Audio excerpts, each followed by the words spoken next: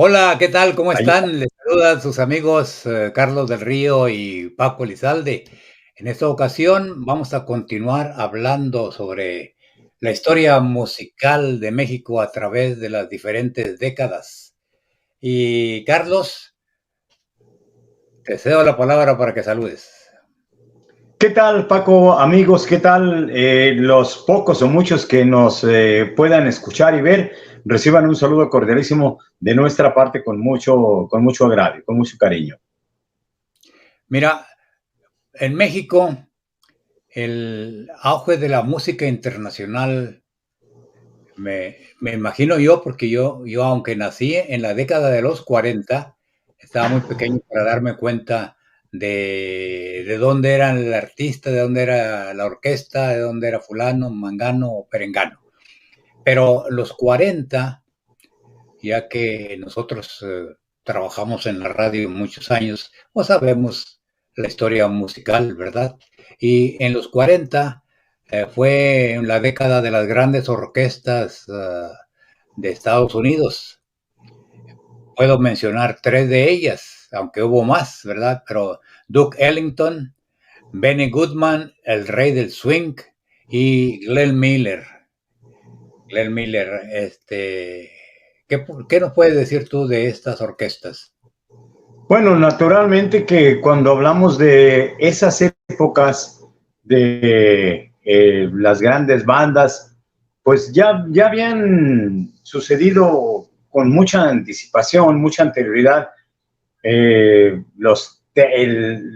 teatro ambulante aquí en Estados Unidos y se fue mejorando, se fue perfeccionando la calidad musical hasta llegar a escuchar estas grandes orquestas, el maestro Glenn Miller, Benny Goodman y todos los que tú has mencionado, a quienes pues tuvieron el gusto de escucharlos y verlos, pues qué bueno, ¿no? Naturalmente, me quisiera hacer una acotación, ¿no? No porque estamos hablando de esa época, de los 38, 40, 50, van a decir, uy, ya nos va a dormir. No, sino es hablar un poquito de los inicios, el fin de una etapa, el principio de otra y el por qué se dieron esos cambios, ¿no, Paco?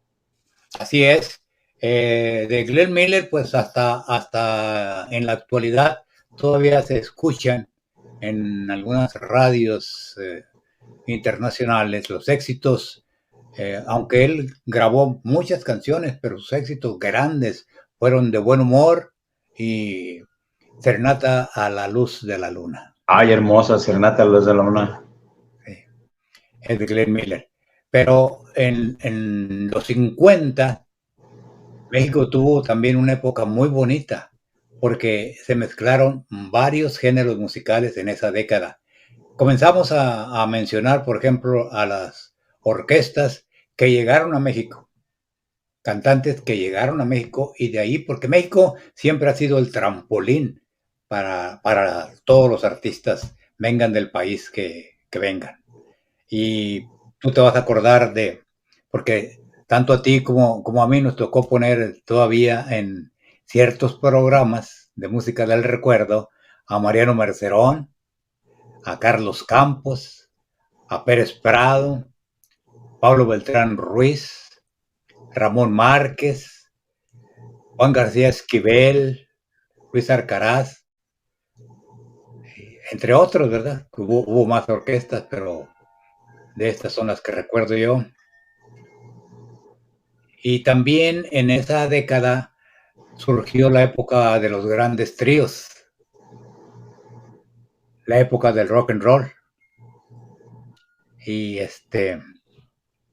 yo creo que tú todavía no entrabas a la radio en ese tiempo, ni yo, ¿verdad? Porque a mí me tocó entrar a la radio a mediados o después de los mediados de los 60, y me imagino que tú eres mucho más joven que yo y a ti te tocó en los 70, creo. ¿Qué nos puedes decir sobre la década de los 50 en México?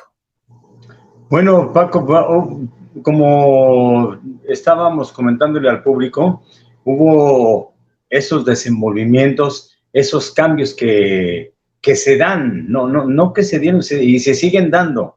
Y los viejos nos quedamos diciendo, no, pues aquellas épocas o aquellos tiempos fueron mejores que los de hoy, porque los de hoy no sirven. No, tenemos que hacerlo, como te digo, con conocimiento, ¿no?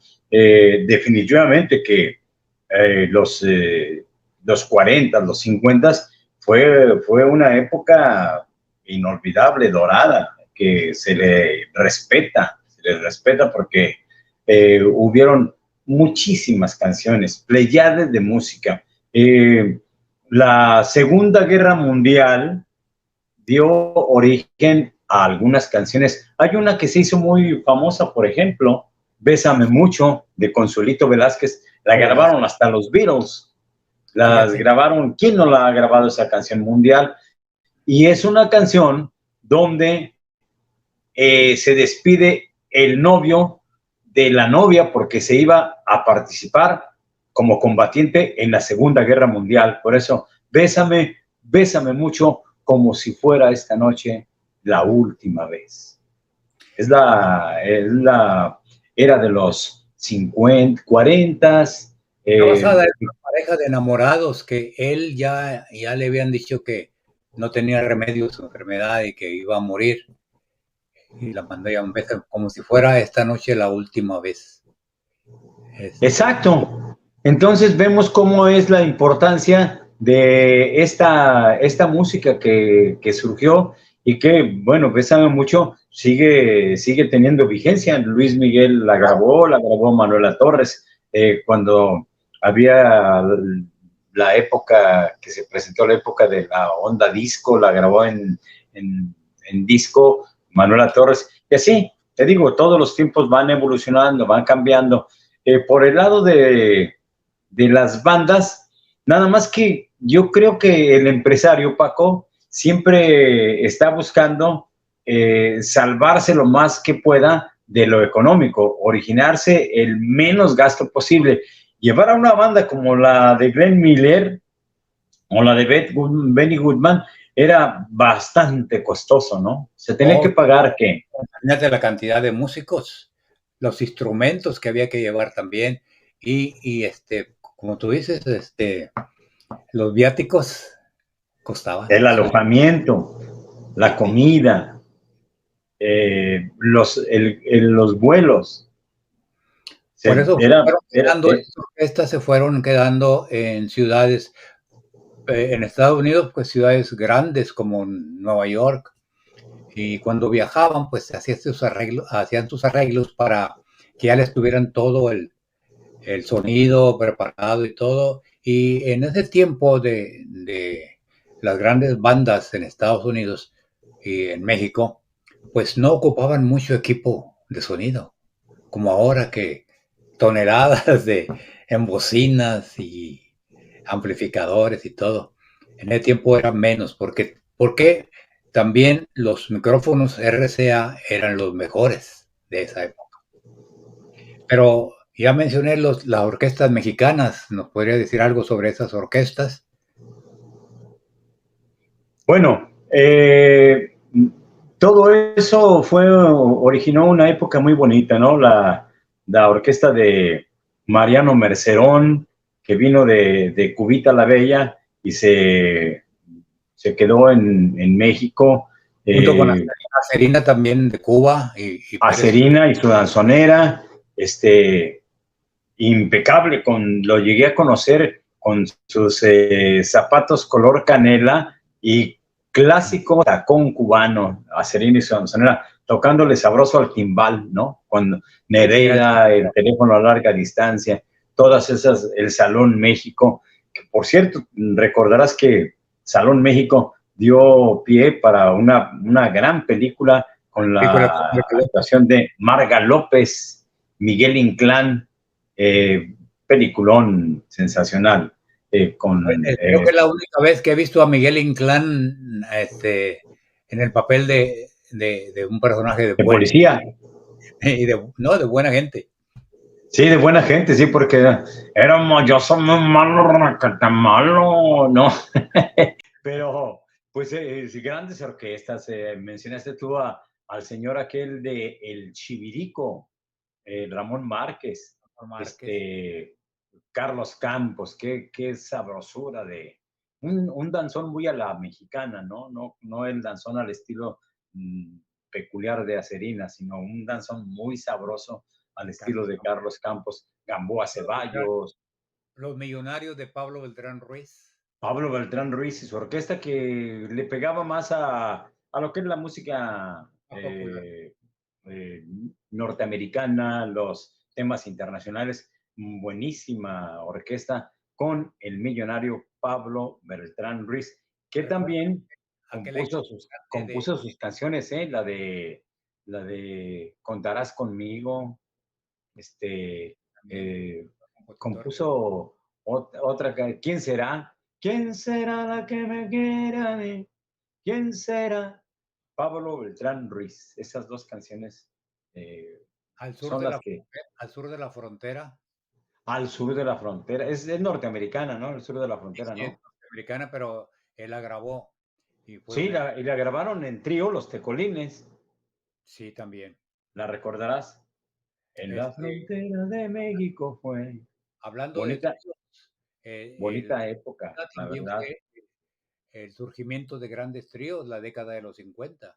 ¿De qué tríos Sí, cómo no, vamos a recordar primeramente los Panchos, ¿no? Que fueron los creadores del trío con Hernando Avilés, Alfredo Gil y Chucho Navarro, que bueno, nos dejaron mucha música que hasta la fecha todavía se va a seguir escuchando porque son temas hermosísimos, como Un Rayito de Luna, Los Dos, Sin un Amor, eh, tantas canciones que tienen los Panchos, Contigo, eh, todas esas canciones, Alfredo Gil, además de haber sido un buen requintista, ¿cómo también, no? también fue compositor.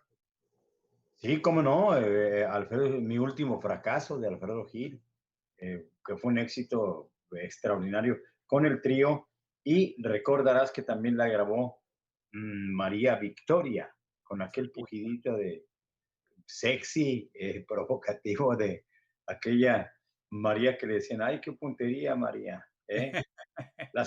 Una cinturita y muy bonita época, la verdad. Todo, surgieron todo los eso tuvo Tres Diamantes.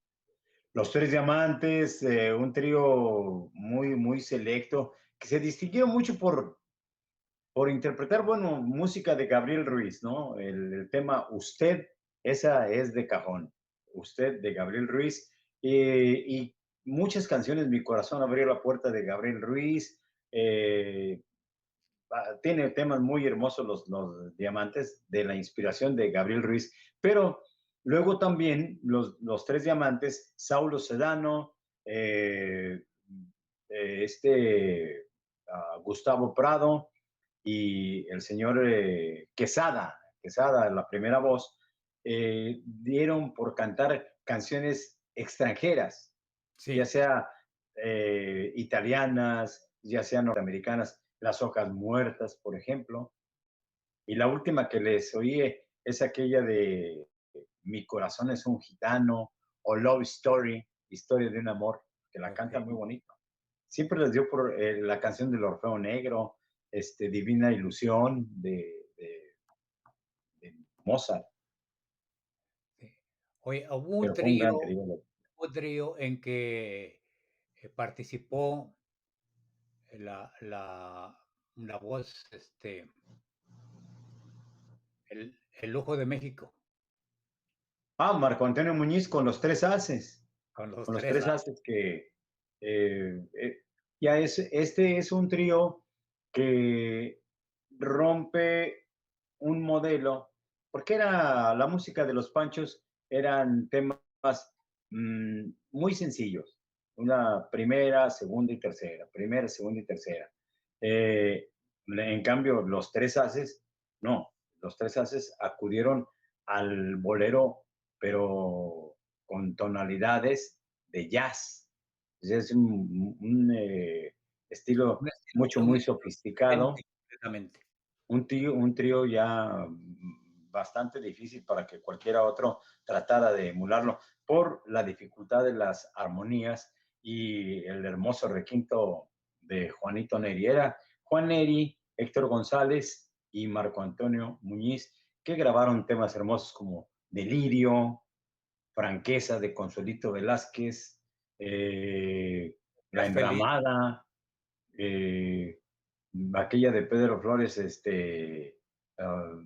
muy bonitas canciones de Pedro Flores, Irresistible, ¿no? Son muchos éxitos y hasta canciones rancheras también llegaron a grabar. Aquella de Se me hizo fácil, bonitas canciones. Pero de qué, los tres haces, sí.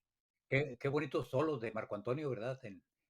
Sí, claro, sí, estoy perdido, ¿verdad? Muy, muy, muy romántico y muy bonitos sus solos. Hoy tiene, creo, 92 o 94 años actualmente Marco Antonio Muñiz. Sí, ya tiene, pues es mayor. Fíjate. Acá, por cierto, hablando de contemporáneos, acaba de fallecer hace unos días Rafael Vázquez, que cantaba hermosísimo. A mí me gustaba mucho su voz de él. Carmela y Rafael. A dúo con Carmela y Rafael. Fíjate que muere Carmela Rey, que fue, recordás, fue intérprete del maestro Agustín Lara, Carmela. Sí, Carmela Rey era solista antes de casarse con sí, Rafael. Y Rafael cantaba sus canciones baladas, estaba contagiado del rock de aquella época de los 60. Sí, él es de los 60. Sí. Y cantaba aquella de Claro de luna, haz que comprenda que mis angustias no aguantan más. Luna azul, la, la, la, la. Y pero, luego ya se unieron en matrimonio Carmela y Rafael e hicieron una gran época. Tenían un centro nocturno ahí en la Ciudad de México que se llamaba el Apache 14 y ahí iban a cantar muchos colegas. Ahí en Centro Histórico. Y Carmela y Rafael eran acompañados por la rondalla del Chato Franco. Oh, una gran rondalla. ¿Verdad? Sí. Sí. Siempre Viva fue el éxito rotundo de Alfredo Núñez de Borbón. Sí, yo me acuerdo que ponía yo unas canciones que grabaron en un álbum con mariachi. Muy bonito, ¿verdad que sí? Muy bonito, muy bonito. Sí, ahí grabó Al Mariachi de mi Tierra, de Pepe Guizar, y algunas otras canciones muy, muy bonitas. Descanse en paz, Rafael Vázquez. Se fue a los 94 años de edad. Imagínate, descanse en paz. Sí. ¿De qué otro trío nos podemos acordar? A ver, aparte. Bueno, están no puedes olvidarte de aquel trío, que era un trío de 4, que cantaban Alma de Cristal, Tres Regalos, Por Fin, Gema. Los Dandies. Los Dandies. Y su compositor, Huicho Cisneros. Compositor, Huicho Cisneros, sí. Y había otro trío que tenían un compositor también, Los Tres Caballeros. Los Tres Caballeros son Leonel Gálvez en la primera voz, Roberto Cantoral en la segunda voz y Chamín Correa en el requinto y tercera voz. ¿Y Chamín todavía sigue actuando? No, ya murió Chamín. No, ya murió. Hace unos entre 3 y 4 años más o menos. Fíjate que no lo sabía. Benjamín Chamín Correa, sí, hombre. Todos esos artistas se nos están yendo ya. No, pues una maravilla. Los Caballeros también es otro trío, al igual que los Tres Haces, muy selecto y difícil de poder imitar o tocar sus canciones, porque era muy rico en su armonía, en su requinto y en sus melodías. Muy bonita, muy bonita temática de Roberto Cantoral. Surgieron muchos tríos, pero los Tecolines, otro trío de 4. Sí, pero los que más sobresalieron son los que estamos mencionando. Sí, no, los Tecolines también, ¿no? Con Cerezo Rosa, con Besos de Plata, Ahora y Siempre. Los juntamos a ellos y serían los más destacados. Los más destacados, los más famosos, Ya después hubieron otros tríos como Los Santos, Los Montejo, que es un maravilloso trío también, pero desafortunadamente no tuvieron la repercusión o la resonancia con el público como los que hemos mencionado. Fíjate que en la década de los 50, pero a finales, surgen otros cantantes de ranchero. Javier Solís surge en los 50, a finales de los 50, ¿verdad? Sí, Javier Solís empezó grabando allí al filo de los 56. No pasaba nada porque pues estaba Pedro Infante en pleno apogeo. Claro. Jorge Negrete había muerto en 1953. Muere Pedro Infante el 15 de abril de 1957 y entonces de ahí surge Javier Solís, porque era imposible tratar de opacar, de acercarse un poco a Pedro Infante, nadie podía con él. La CBS quería a alguien que ocupara el lugar que dejó Pedro Infante. Entonces, Javier tuvo dificultades porque siempre tenía la tendencia de parecerse a Pedro, hasta que le quitaron ese vicio, tomó su estilo propio y mira lo que hizo. Pues, sí. Sensacional. Grabó casi el doble de las canciones de Pedro Infante. Por cierto, estaba así rapidito, te digo, porque el tema es otro. Estaba viendo un reportaje y le digo a los amigos, no crean todo lo que se dice. Nosotros, Paco y yo, hablamos porque estamos seguros de lo que estamos hablando. No estamos haciendo sensacionalismo y mucho menos diciendo una mentira, porque después negarlo es difícil. Pero estaban diciendo que Pedro Infante había muerto por culpa de Cristian Martel. ¿Quién es Cristian Martel? El que hizo el reportaje dice, por Cristian Martel, que el presidente de México en ese entonces, Miguel Alemán, quería con Cristian Martel y no se podía porque Cristian Martel quería con Pedro. Entonces, para quitarlo del mapa, lo mandó matar Miguel Alemán. Digo, qué mentira, porque Cristian Martel está casada precisamente con Miguel Alemán, pero Miguel Alemán, hijo, Miguel Alemán Velasco, está casada con él actualmente. Se casaron en aquella época. Mentira que por causa de Cristian Martel, a Pedro lo tuvieron que matar, que lo secuestraron y lo mataron, pero que no está muerto porque los que lo secuestraron le dieron oportunidad de seguir viviendo. Qué cosas, ¿no? Es lo que se dice, es lo que se dice. No, pero pues... Sí murió porque algo tuvo que ver con ese presidente de una mujer, pero yo no he sabido quién era. No. Pedro murió porque, pues... Le falló la avioneta. Sí, ya cuando te pinta Dios la raya, pues ya no la cruzas, Aunque te quites. Él fue demandado por María Luisa León. ¿Quién es María Luisa León? María Luisa León es la esposa de Pedro Infante, una señora mayor que Pedro. Porque nunca se divorciaron. No, ella nunca le dio el divorcio. No. Estaba aferrada con él, era mayor que Pedro y además no podía tener hijos, nunca procrearon ningún hijo.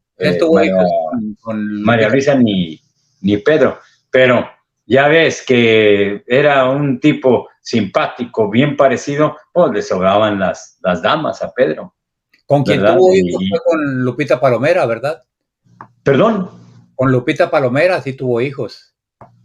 No, Lupita Palomera es esposa de Fernando Fernández. No, tuvo hijos con Lupita, pero la mamá de Pedro y la mamá de esta señora Infante. Ahorita, Lupita... ¿Quién es la mamá de Pedro Infante Jr.? Ella, Lupita, ahorita me recuerdo su apellido. Que luego se casó después con Michel, ¿te acuerdas? Aquel compañero locutor, León Michel. ¿Sí te acuerdas de León Michel? León Michel, sí, se casó con Lupita. No recuerdo ahorita su apellido, pero es la mamá de esta niña de Infante Irma y de Pedro. No, Irma es hija de Irma Dorantes. Irma es la única hija que tuvo con Irma. Se casó con ella cuando Irma tenía 16 años. Hicieron su luna de miel ahí en Playa del Carmen, cuando era una chulada. Imagínate. Pues era Pero bien, Pedro tuvo que... Playa del Carmen era un lugar paradisíaco en ese tiempo porque estaba solo, no era lugar... Solo, sí, no. Aquí Pedro era extravagante, tenía sus extravagancias. Conducía su moto, Lupita Palomera, no, tampoco fue. No, Palomera es la esposa de Fernanda Fernández. Ahorita recuerdo el nombre de Lupita. Ella era bebé, Lupita, y tuvieron el primer avionazo fue allá en Michoacán, e iba a bordo Lupita con Pedro, y quedó muy mal Pedro de ese avionazo. Le pusieron una placa de platino en la cabeza y dicen que sufría mucho con ese problema a raíz de ese accidente. Mira, y murió trágicamente ahí al despegar de la ciudad de Mérida, porque tenía una demanda por bígamo. Lo demandó María Luisa León por bígamo. Dijeron, preséntese o lo arrestamos. Y mira, al despegar de la ciudad de Mérida, le permitieron, porque no había cupo, le permitieron viajar en un avión de copiloto, y ese avión iba, según dicen que iba sobrecargado, y provocó el accidente en el que murieron tanto el piloto como Pedro. Se estrelló por cierto, en una carpintería. Fíjate, Pepe el Toro fue carpintero. Sí. Pedro Infante sabía de carpintería también. Sí. Bueno, estábamos hablando de los que surgieron en la década de los 50, Javier Solís. También en el género tropical surgió la... pero vamos a Javier. Bueno, Javier ya triunfó con sus canciones. Cuando llega aquel tema Llorarás, de Rafael Ramírez, fue impresionante el éxito que tuvo. Ahí sí, ya empezó a cosechar sus triunfos Javier Solís, pero hubieron cantantes que desafortunadamente no llegaron a obtener el éxito que obtuvo Javier Solís, porque entre más y más fue creciendo su fama. Llegó a filmar 33 películas Javier Solís en una corta carrera. Pero murieron jóvenes. Y murió muy joven, de 34 años de edad. Pero hay que recordar aquel elemento. Cantaba muy bonito y con muchas tablas. Emilio Gálvez. El indio de la canción. Sí, lo recuerdo. Sí, cantaba muy bonito Emilio Gálvez. Era violinista del Mariachi México de Pepe Villa. Y pues la trató de pegar. Fíjate, le hace coros a Jorge Negrete en México Lindo y Querido. Sí, pero también su parecido a la voz de Pedro, ¿verdad? Tenía un parecido a la voz de Pedro. A la voz de Pedro y luego la voz de Javier, en fin. Pero cantaba muy bonito, pero sin embargo no llegó a pegar. Él, Martín Plata. También Martín Plata. Ramón Gaona. Manuel Vela. No recuerdo. Manuel Vela, José Martín, ¿quién más? Pues hubieron varios, Roberto Romano, por mencionar algunos, no Sí, pasó nada con ellos. Ya después hubieron otros. era la época de Lola Beltrán y de otras cantantes también. Y en el género tropical, no se preocupen, Carlos ahorita regresa. Pues recordamos el nacimiento de la Sonora Santanera y la llegada a México de la Sonora Matancera de Cuba. ¿Quién más nació en esa época? Porque la Sonora Santanera, y ahorita le pregunto a Carlos, ya que regrese, no sé si debutó en 1958 o en 1959 con su primer disco donde venía La Boa. Y ahorita le preguntamos a Carlos, que ya regresó. Estaba yo comentando del el debut de la Santanera, también a finales de los 50. ¿El qué, perdón? No te escuché. Estaba comentando el debut de la Santanera, pero no Ah, recuerdo. la Santanera surgió ya a finales de los 50, Sí, sí, 58, 59. sí, sí, fue exactamente, fue como mencionaba ahorita. Y Y hay también una canción, hay una llegado canción la matanza. eh, que es muy vulgar. Originalmente es muy vulgar esa canción, no apta para niños. Este, y entonces Carlos Lico le cambió la letra y mira, la grabó la Sonora Santanera y es la bandera de presentación Sí, de sí, la sí, Orquesta Show de América Sonora Santanera, La Boa de Carlos fue, Lico, porque le cambió la letra, le quitó todas las groserías y la dejó así como la escuchamos con la Sonora Santanera. esa me la cantaban a mí porque todos me conocían por Panchito. Todos lo conocen por Panchito, porque Pero baila el cha-cha-cha. El ahí cha-cha-cha, ya en estaba esa época Meyer. iba muriendo el cha-cha-cha. Llegó la Santanera, pero la Santanera eh, le gustó mucho a la gente Sí, por porque era un ritmo pues, mexicano. tenía un estilo muy, muy, muy parecido, nada que ver con la Sonora Matancera. No, no, no. Eh, Tuvo sus 4 cantantes y sus boleros hermosos, hermosos boleros. Tuvo un estilo muy, muy especial la Sonora Santanera y lo sigue teniendo, tanto que la gente sigue acudiendo a, a, admirarlos, a escuchar sus canciones, ¿no? Todo. Carlos, tu tocayo Carlos Colorado tuvo, tuvo cuidado de escoger las voces, porque leí en un artículo sobre la Santanera que él escogía la canción para cada uno de sus cantantes. La que Sí, él le quedaba al intérprete. sí, él le decía, tú que vas a grabar esta, tú esta, tú esta, tú esta. Era una autoridad, Carlos Colorado, un señor muy profesional, muy profesional.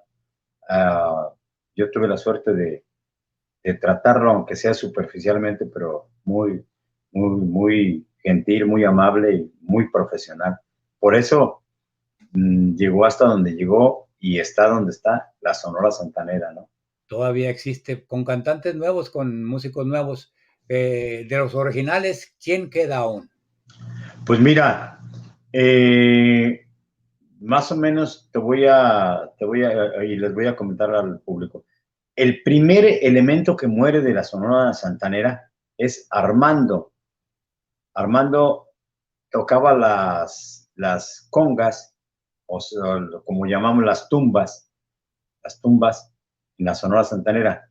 Estaba casado y la señora le puso el cuerno con otra persona y estaba aparentemente enamorado de la otra persona, la señora, no de Armando. Entonces ambos se pusieron de acuerdo y le dieron muerte a Armando de la Sonora Santanera. Ese fue el primer elemento que Armando, muere Armando, Armando, Armando lo allá conozco. en la época de los 64, 65 más o menos. Armando lo No, conozco en fotos, Carlos. Era alto y lo sustituyeron por un chaparrito. Sí, era alto, Armando, ¿cómo no? Ahí en algunos videos lo podemos ver con la santanera tocando sus tumbas. Después, bueno, ya le ocurre el accidente cuando la santanera iba de la Ciudad de México hacia la feria de Aguascalientes y tuvieron el accidente que, no sé, muchas personas se deben de dar cuenta cuando se estrelló un camión de carga con el autobús de la Sonora Santanera y ahí perdió la vida Carlos Colorado, el maestro Carlos Colorado, y todos quedaron afectados, todos quedaron afectados. Te voy a mencionar, Gildardo Zárate quedó mal de una pierna, quedó lisiado de una pierna. Él era trompeta de la Internacional Sonora Santanera y así sucesivamente vienen siendo afectados por ese accidente. De hecho, se retiraron de la música la Sonora Sí, Santanera, retirados, sí. pero luego volvieron y pues dijeron, si nos recibe bien el público, le seguimos, y si no, aquí le cortamos.